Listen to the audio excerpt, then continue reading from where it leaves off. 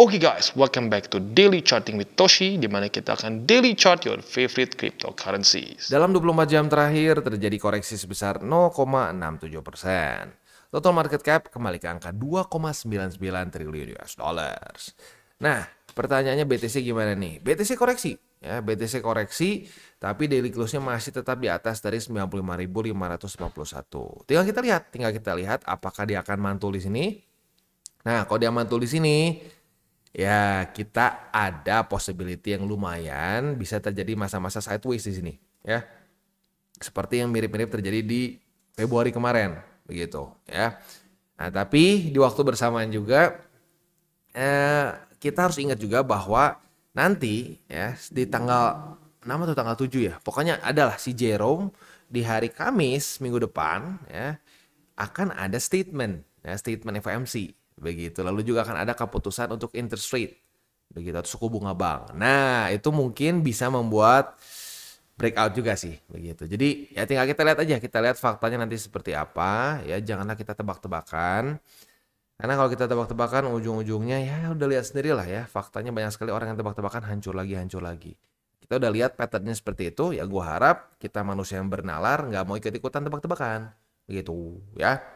Oke. Next kita ngomongin soal Trump dulu deh ya sebelum gue lupa. News dari US dan tekniknya dari China juga ya.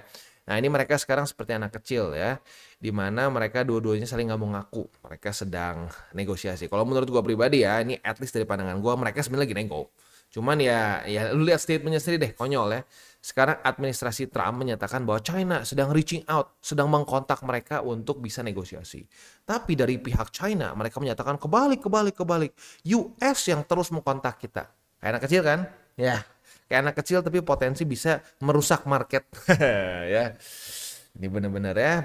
Ya, apapun itulah, gue udah gak peduli. Lu mau pro China, mau pro US, udah pokoknya yang penting ini duaan, negosiasi cepet beres begitu. Karena kalau sampai ada lagi aneh-aneh, mereka mainin lagi tarifnya, ya ujung-ujungnya yang menderita kita para investor begitu, karena market sangat benci namanya ketidakpastian. Nah, mereka ini udah berapa kali buat market jadi sangat tidak pasti begitu loh, ya.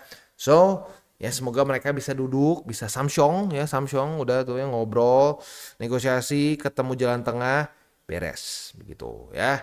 Kalau udah beres, market lebih enak buat rally-nya begitu ya. Oke. Next kita masuk dulu ke economic calendar. Untuk economic calendar kita lihat seminggu ke belakang. Bukan ke belakang sih, sorry. Seminggu ke depan ada apa aja ya. Jadi yang pertama tanggal 5 Mei ya, ini ada beberapa libur tapi US kayaknya sih enggak ya. Yes, tetap ada ya. Libur pun dia tetap ngasih data ya. Dia memang kayaknya workaholic ya. Oke, yang pertama ada S&P Global Services PMI di jam 9:15, lalu ada ISM Non-Manufacturing PMI dan juga Prices ya, ini di jam 9 malam. Lalu hari Selasa dari US kita akan keluar, dari Selasa tumben bolong ya. Dari US nggak ada apa-apa, ada bintang 3. Tanggal 7 Mei, hari Rabu akan ada 10-year note auction ya. Lalu malamnya akan ada crude oil inventories. Nah, hari Kamis nih. Biasanya Bang Jerome hari Kamis. Dan benar ya. Untuk Jerome Powell dan the Fed akan keluar semua di hari Kamis subuh ya. Yang pertama di jam 1 malam ya, 1 subuh akan ada FOMC statement dan juga the Fed's interest rate decision. And then di jam 1.30 akan ada FOMC press conference. Semoga ya hasilnya nggak aneh-aneh begitu. Tapi gini ya, sekali lagi gue ingatkan, please jangan tebak-tebakan karena gue udah beberapa kali lihat komen, terutama yang newbies nih. Kalau yang nggak newbies udah nggak peduli kayaknya. Kalau yang udah lama di TCI udah nggak peduli sama statement-statement orang. Yang newbies masih ngomong, bang gimana nih bang? Kita kan bakal ada FOMC nih.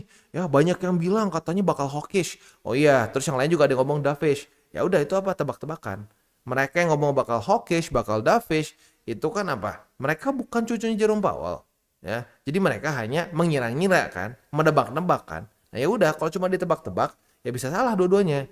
Jadi at the end of the day, kita tinggal tunggu aja. Kita bereaksi sama nanti statementnya saat sudah keluar. Statementnya lalu keputusan interest rate-nya. Ya kan kita taunya nanti pas udah keluar faktanya nanti di hari Kamis. Sebelum itu keluar, itu tebak-tebakan. Dan janganlah lu berharap dengan tebak-tebakan lu bisa kaya. Gitu. Gue udah sering cerita kan, di zaman dulu gue trading forex tuh banyak teman-teman gue yang nakal kayak gitu mainnya ya. Wah, NFP hasilnya bakal bagus buat dolar. Ayo ya kita nge-short Euro USD. Enggak. Enak aja, salah lu ya, salah.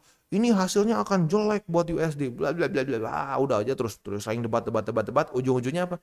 Enggak jauh beda sama judi bola. Lu kayak debat, wah, tahun ini Barca tuh bagus. Ini gue jujur, gue ngikutin bola ya. Kita cuma lihat aja lah sekilas ya. Ya gue ini cuma baca ambil contoh aja. Oh, Barca tahun ini bakal menang nih ya. Klasiko bakal menang Barca. Oh, enak aja lu, Madrid tuh baru masukin. Apa bedanya? Ya kayak judi kalau gitu caranya. Ya udah jangan. Ya, kita tugasnya bereaksi aja nanti ya. Dan justru kalau gue malah menghindari untuk kita buka posisi gede-gedean dalam masa-masa yang penuh ketidakpastian. Begitu ya.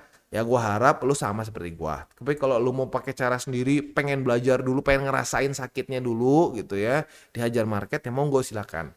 Kayak gitu ya. Kadang-kadang memang ada orang yang harus kena dulu getahnya baru belajar begitu. Kadang-kadang memang seperti itu. Tapi buat orang-orang yang nggak perlu kena getahnya, bisa cukup objektif ngelihat fakta data statistik dan bisa menghindari rasa sakit itu kan even better sebenarnya. Ya, tapi baik lagi. The choice is in your hands. Ya. Next, malamnya akan ada initial jobless claim ya. Jadi hari Kamis sudah paling paten lah, itu udah paling ya sehari itu bakal banyak gejolak-gejolak ekonomi ya. Next dari tanggal 9 Mei ya, hari Jumat akan ada 30-year bond auction. And that's it. Oke, ya itu kurang lebih untuk seminggu ke depan. Sisanya kita akan balik lagi ke chart. Untuk sekarang kita akan lihat kondisi di weekly ya. Untuk kondisi di weekly ya kita bisa lihat sendiri sekarang ya dia cukup tinggi sih di atas dari BSB begitu ya. Nah tapi gue ingatkan sekali lagi ya, kita jangan sampai ya kayak kemarin lah gini ya urusan DCA. Ada beberapa orang yang bilang, udah deh bang, gue nggak mau DCA dulu. Ya katanya kan bakal ke BSB. Ya kita ngomong statistically bisa ke BSB. Ada beberapa kali bisa ke BSB. Tapi jangan lupa juga sama statistik di mana dia langsung tembus ke atas. Jarang, tapi bisa juga terjadi. Contoh seperti di sini ya. Nah di sini nih. Udah reclaim, nggak sopan, nggak ada tuh mantul-mantul, langsung bam naik lagi. Nah kalau lagi kayak begini, orang bisa sering kali FOMO nih, karena ngeharapinnya kan ada koreksi dulu nih ke BSB, taunya enggak, naik lagi. Nah itu jadi FOMO, beli di pucuk, taunya waktunya koreksi beneran, malah jadi beli pucuk, jual bawah. Nah ya kan, makanya udah DCA, ikutin aja, kita udah bahas kan di mana aja gitu. Jangan kita mencoba untuk ngatur-ngatur market gitu ya. Nah, terus satu lagi ya, mulai makin banyak orang-orang yang bilang sell in May and go away ya. Itu common saying yang udah ada dari cycle kedua gua lah ya. Wah, udah Mei, buang aja tuh semua kriptonya, jual di Mei, nanti balik lagi karena bakal ngedam. Kita lihat faktanya ya, kita lihat faktanya. Kita kan sukanya pakai fakta data statistik ya. Kalau kita lihat di tahun kemarin, di bulan Mei 2024 malah ngepam 11,29%. Bagi elu yang melakukan sell in May and go away, itu kemungkinan besar akan FOMO masuk lagi. Ini pas banget, ini ngakak banget. Ini kayak di prank sama market ya. Ini kan tanggal mana sih? Oh sorry. Nah sini ya.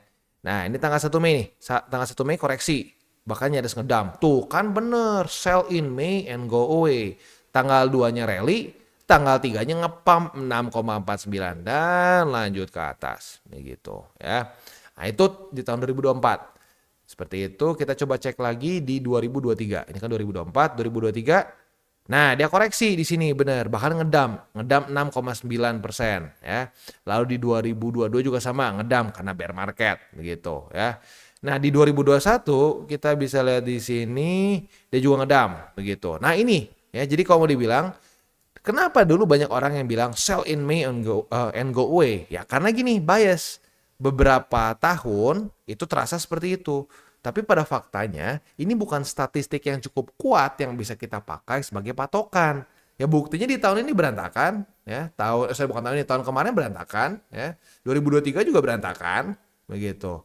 Nah jadi, sekali lagi, ya kemungkinan besar kenapa sell in May and go away ini sangat sangat sering dikatakan ya, terutama di cycle kemarin ya, karena orang ngelihat pattern di 2021, 2022 begitu ya, bahkan sampai 2023 itu setiap Mei merah.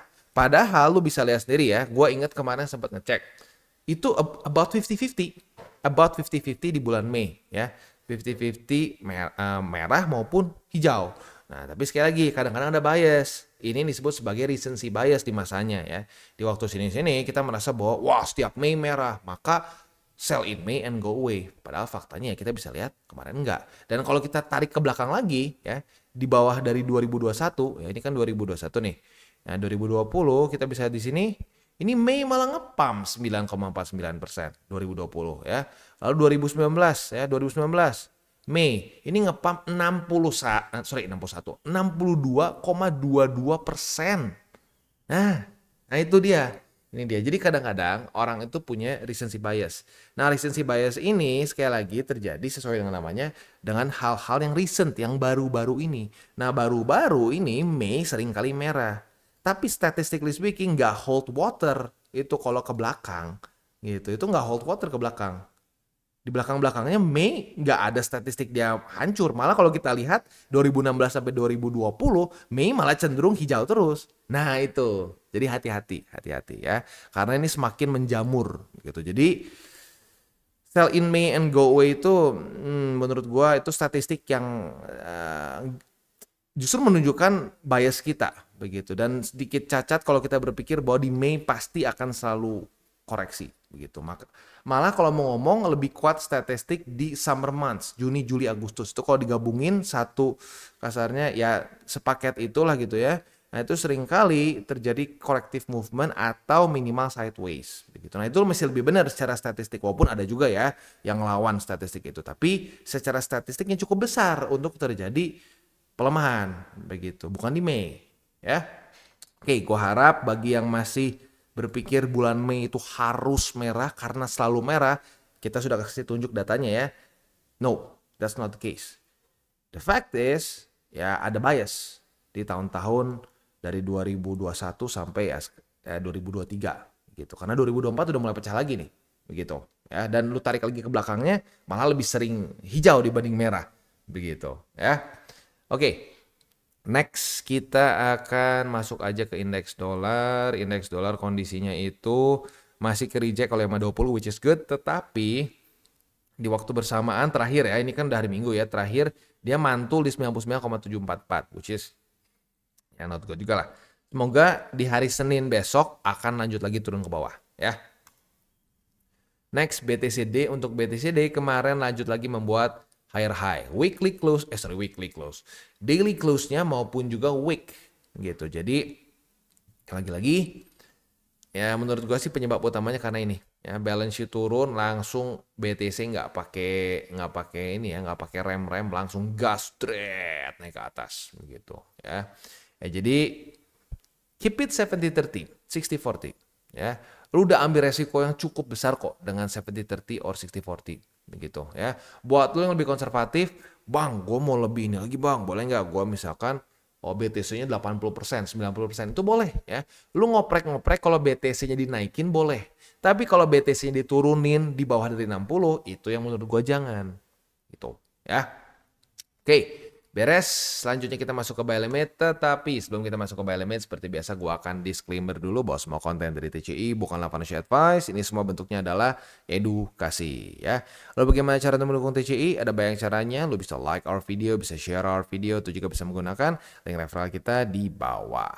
Dan sekarang kita akan dengar dulu pesan-pesan dari sponsor kita pada hari ini. Oke, today's video is brought to you by Bybit. Di mana di Bybit ini kita bisa melakukan berbagai macam hal ya, mulai dari yang newbie sampai yang sudah advance. Buat mungkin lo merasa bahwa aduh bang, gue masih nggak ngerti nih TA, gue masih nggak ngerti charting dan seterusnya, tapi pengen akumulasi, pengen DCA murni, bisa lo tinggal masuk ke sini one click buy, di mana lo bisa pilih lo mau pakai apa ya fiatnya, lo tinggal pilih juga asetnya apa ya. Misalkan lo pengen akumulasi BTC, Misalkan setiap hari Senin jam 7 pagi, misalkan gue pengen akumulasi BTC sebesar 100 ribu rupiah misalkan ya. Lu bisa langsung lakukan di sini. Bisa peer to peer, bisa Dana, Bank BRI, dan lain-lain. Ini gila ya, bisa pakai BCA Mobile dan seterusnya. Jadi Bybit ini memang cocok banget buat orang-orang yang tinggal di Indo ya. Bisa langsung pakai bank-bank yang memang sudah biasa kita pakai di Indo ya. Nah, buat yang intermediate sampai advance juga di sini ada spot, nah, dan juga ada leverage tokens, dan tentu juga ada derivatives trading, di mana kita bisa menggunakan kontrak yang USDT maupun USDC. Jadi di sini lu bisa pakai USDC ya, karena nggak semua exchanger bisa menerima untuk futuresnya pakai USDC ya. Dan tentu juga lo bisa earning bunga juga dari kripto lu dan lain-lain. Dan tentu juga di sini kita bisa melakukan copy trade ya, di mana copy trade dari Bybit ini sudah cukup terkenal ya, dan kita bisa mendapatkan keuntungan juga. First copy trade kita bisa ada protection 100 USDT loss coverage ya, dan seterusnya ya. Jadi buat lo yang tertarik bisa silakan pakai. Klik di link referral kita di bawah. Untuk BTC sayangnya tidak ada setup futures ya. Ini koreksinya terjadi tanpa retest kedua. Aduh, gimana bang? Ya sudah, belum rezeki. Kalau belum rezeki apa? Jangan dipaksa ya. Kalau bukan rezeki lu, mau lu paksa gimana juga nggak dapat gitu ya. Nah, untuk posisi spotnya ada di angka 95.591, di 93.727, dan di 91.852. Nah, saat gue bilang secara spot, ini artinya tempat kita untuk DCA secara TA. Jadi untuk para newbies jangan bingung ya. Untuk spot itu artinya DCA ya secara TA gitu. Lu beli nyicilnya di sini nih ya, gitu ya. Oke, untuk Ethereum kita bisa di sini posisi short kita yang konservatif sih udah TP ya, udah TP dari tanggal 2 Mei. Buat yang agresif masih boleh dipertahankan karena memang daily close-nya nggak reclaim begitu ya, jadi masih di atas. Ya, tapi ya terserah, balik lagi buat yang agresif ya ingat aja pasang target TP, jangan lupa begitu, karena kalau nggak dipasang target TP taunya dapat momentum buat kena malah ketinggalan kalau misalkan nggak dipasang gitu ya. Ya minimal pasang SL deh ya buat para trader agresif ya, supaya nggak, kalau sampai dia berbalik nggak sesuai harapan ya masih ketahan begitu ya. Untuk posisi spot ada di MA50 yang sekarang gue hitung confluence lah dengan 1773,7. Lalu juga ada MA20 dan 1669,3 ya. Itu kurang lebih untuk DCWT pada hari ini. Sebelum kita tutup mungkin gue ada wejangan lagi tipis-tipis. Ya, sekali lagi ya, kita harus berhati-hati dalam mengkonsumsi ya, bukan cuma makanan ya. Orang kan berpikir you are what you eat katanya ya. Ya itu benar, tapi kalau menurut gua lebih tepatnya adalah we are what we consume. Kalau kita consume hal-hal yang tidak baik, hal-hal yang salah, ya kita akan ke bawah salah begitu dan tidak baik begitu. Ya kayak contohnya itulah begitu ya. Kayak bias tertentu mengenai sell in May and go away begitu. Ya kita sudah bahas tadi dengan panjang lebar mengenai itu terjadi karena ada recency bias. Nah sebenarnya kalau orang cuma kayak salah karena lack in experience masih nggak apa-apa. Tapi seringkali orang itu udah lack in experience tapi yakinnya kayak dia yang punya market. Kayak pasti market akan melakukan apa yang diinginkan. Nah itu yang paling berbahaya. Itu akan menjerumuskan banyak newbies. Begitu ya. Ya kayak contoh kemarin gitu, gue sempat lihat ada yang komen, wah market akan hancur ke 50k, lihat saja pokoknya. Udah bahasanya udah percis kayak dukun ya. Kalau lo inget zaman dulu tuh ada orang namanya Kenixi gitu, gue sampai inget karena dia sampai memfitnah TCI. Gue ingat banget, dia ngefitnah kita buka grup VIP berbayar. Mana nggak ada buktinya kan? Ya segitunya. Gara-gara kita bahas bahwa apa yang lo bahas ini nggak make sense begitu. Jadi dukun udah banyak yang ngomong hal ini akan terjadi, hal itu akan pasti terjadi. Faktanya apa? Market itu sangat kejam ya. Justru tipe-tipe kayak si orang kayak Kenexi seperti itu, dia kan waktu itu pengennya market ngedrop sampai ke berapa gue lupa ya, 68.000. Nah gue ingat tuh 68.000 ya. Faktanya apa? BTC malah ngepam sampai ke 100.000 begitu ya. Jadi ya itu dia ya, itu dia upah dari tebak-tebakan di market. Dan kalau lo perhatiin orang-orang yang masih nggak pengalaman di market, ya ujung-ujungnya seperti itu, tebak-tebakan, deterministik, dan sok yakin. Nah, sok yakin itu terjadi kenapa? Menurut gue bukan karena dia beneran yakin. Tapi sebenarnya dia tuh ragu luar biasa, dia takut. Nah, tapi seperti anak kecil, kalau dia ragu, ngapain? Enggak, yakin, padahal dia takut sebenarnya nih. Dia takut senario dia nggak terjadi. Dengan dia pikir dengan dia ngomong dia pura-pura dia yakin itu akan terjadi. That's not the fact. Market nggak peduli sama keyakinan lu, nggak peduli sama kebutuhan lu, nggak peduli sama kondisi lu. Begitu. Secepat mungkin lu sadar mengenai hal itu, semakin cepat lu bisa actually profit in the market. Begitu. Ya. Nah, gue harap untuk para newbies ini bisa benar-benar masuk ke otak kalian. Begitu. Karena kalau gue di cycle pertama nggak kemakan dengan para dukun yang so tahu, gue akan signifikan, sekali lagi, signifikan lebih kaya daripada sekarang. Puji Tuhan sekarang juga sudah kaya, tapi akan jauh lebih kaya lagi, kan lebih asik sebenarnya. Nah ya, tapi itu dia. Ya. Jadi gue harap bagi lu yang masih belum kena dukun, masih belum kena bisikan iblis dari para dukun, gue harap ini bisa menjadi satu warning buat lu, biar nggak usah jatuh sama kayak dulu gue. Dan banyak sekali keluarga TCI. Rata-rata ya kalau gue rasa 80-90% keluarga TCI itu adalah korban dukun yang ngebacot ABCD begitu. Rata-rata seperti itu ya, dan bahkan gue sendiri pun korban dukun dulunya gitu. Hanya 10%, bahkan mungkin kurang dari itu, yang langsung belajar ke sini dan ya udah, oh yaudah deh, jangan, gue nggak mau ngikutin dukun. Nah, gue harap bisa semakin banyak nih persentase orang yang nggak perlu kena dulu dukun gitu ya. Oke, kita tutup dengan 3 golden rules. Jangan make uang panas, jangan over leverage, berpikirlah jangka panjang. Dan yang terakhir apa? Salam tabur tuai. Apa yang lo tabur akan lo tuai, jadi taburlah sebanyak mungkin hal baik. Oke guys, jadi itu adalah akhir dari segmen DCWT kita pada hari ini. Dan jangan lupa bagi kalian yang merasakan manfaat dari segmen ini, jangan lupa untuk share ke teman-teman kalian. Dan apabila lu pengen mensupport channel kita, ya TCI, jangan lupa untuk menggunakan link referral kita di bawah. Nggak wajib ya, tetapi apabila lu menggunakan link referral kita di bawah, ada macam-macam ya, dari Bybit, Huobi, Maxi, toko kripto, dan banyak lagi ya. Ya, walaupun nggak wajib, tapi kalau menggunakan link referral kita, lu secara langsung membantu perkembangan dari TCI. Dan satu lagi, jangan lupa juga untuk join Telegram group kita, di mana kita bisa ngobrol-ngobrol santai mengenai dunia cryptocurrency secara 2 arah. So, jangan lupa untuk like, subscribe, click the bell icon, and see you on the next video.